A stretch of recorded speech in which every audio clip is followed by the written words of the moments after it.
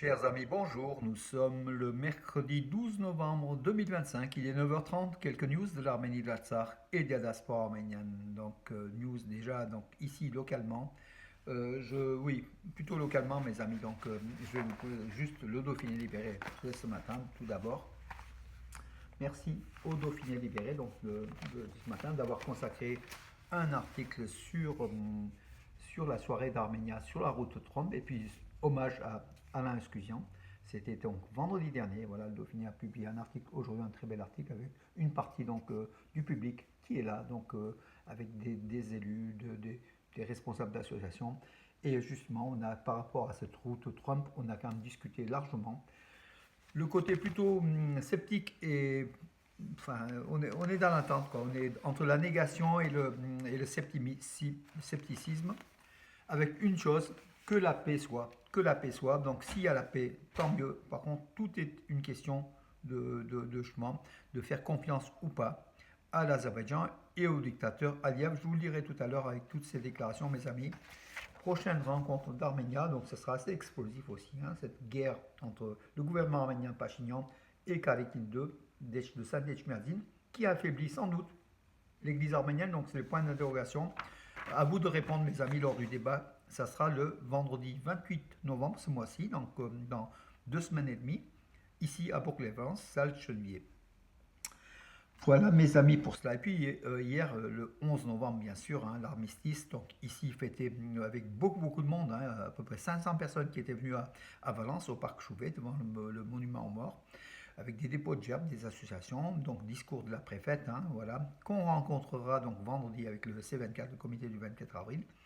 Et le comité du 24 avril de Romardache, au nom de la communauté, a déposé une gerbe, voilà, lors de cette cérémonie officielle, en présence des autorités militaires, civiles et compatriotiques, et voilà, de nombreuses associations de déportés ou d'anciens combattants qui étaient là aussi. Il ne faut pas oublier que l'Arménie, les Arméniens ont payé un lourd tribut à la Première Guerre mondiale avec pratiquement 2 millions d'Arméniens morts, génocidés dans l'Empire ottoman par la volonté, par la sauvagerie. Tout ça manigancé, mis en place par le gouvernement jeune turc, voilà, qui a commis le génocide des Arméniens entre 1915 et 1923, coûtant la vie à près de 2 millions d'Arméniens innocents sujets de l'Empire ottoman. Hein. L'Empire ottoman a exterminé ses propres citoyens d'origine arménienne qui étaient là, qui peuplaient cette terre du plateau arménien depuis des millénaires. Voilà, le plateau arménien qui a été nommé Anatolie pour faire oublier la trace arménienne une nouvelle fois. On le voit aujourd'hui en Alsar. C'est la même chose, c'est le pantouranisme qui avance à chaque fois et qui veut faire oublier la présence arménienne, la trace arménienne de l'histoire de ces terres peuplées depuis des millénaires par des Arméniens.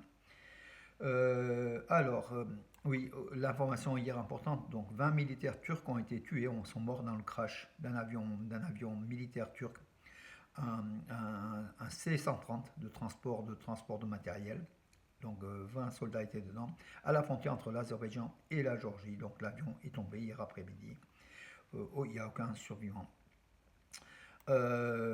Alors, d'autres informations, bien évidemment. Donc, le ministre arménien de l'économie, Gevot Papoyan, donc l'Arménie prévoit une croissance de 5,6% donc l'an prochain, hein, ce qui est un taux très important. Hein. En France, c'est de l'ordre de 1%, même pas des fois. Donc voilà, l'Europe en moyenne, c'est entre 0 et 1%. L'Arménie, c'est 5,6 encore pour l'an prochain, ou 5,4. Ce sont des taux quand même importants qui continuent, après avoir connu des taux de 8 à 10% aussi. Hein, voilà.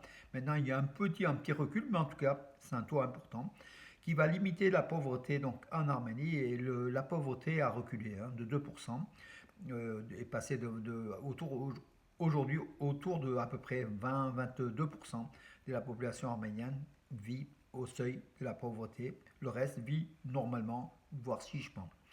Et on espère que ce taux puisse encore descendre pour qu'il y ait de moins en moins de pauvres qui puissent vivre leur vie dignement dans la République d'Arménie avec ses 3 millions d'habitants. À Riyad, le ministre Riyad, donc capitale d'Arabie Saoudite, le ministre arménien d'économie Gevot Bapoyan a rencontré le prince Saoud Ben Sultan Al Saoud. C'est de la famille des Saouds, hein, donc voilà, ce sont des clans, hein. Directeur du fonds d'investissement public, donc qui gère 900 milliards de dollars, hein, américains, l'Arabie Saoudite. L'Arménie a été, donc Gevot Bapoyan, pour inciter l'Arabie Saoudite à investir en Arménie. Gevot Bapoyan a présenté les routes, le projet de carrefour de la paix en Arménie, puis le développement économique de l'Arménie, et puis des zones des secteurs économiques dans lesquels Riyad pourrait investir. Il y a des Émirats arabes unis qui ont largement investi en Arménie. Et par contre, l'Arabie Saoudite, c'est le géant donc, dans la région. Et si l'Arabie Saoudite investit, c'est à coup de milliards, donc c'est quand même un grand pays par rapport au Qatar. Qatar, c'est un ordre d'idée, hein, c'est à peu près 100 fois plus, hein, que le Qatar. Voilà donc l'Arabie Saoudite. Et Yerevan caresse justement les investissements de ces Émirats et de l'Arabie Saoudite surtout. Garik Mouradian a été nommé chef du commandement des troupes frontalières du service de sécurité nationale, la NSS d'Arménie en fait, hein, voilà donc un nouveau chef.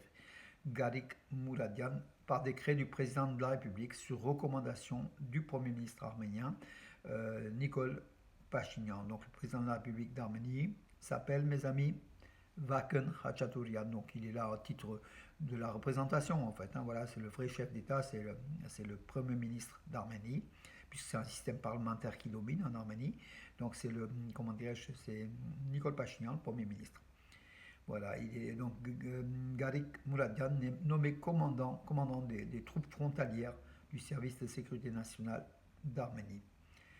Le Conseil de radiodiffusion publique d'Arménie a prolongé le contrat de Hovannes Movsisyan de 2 ans. Donc il était mis en place pour 5 ans. Ça a été reprolongé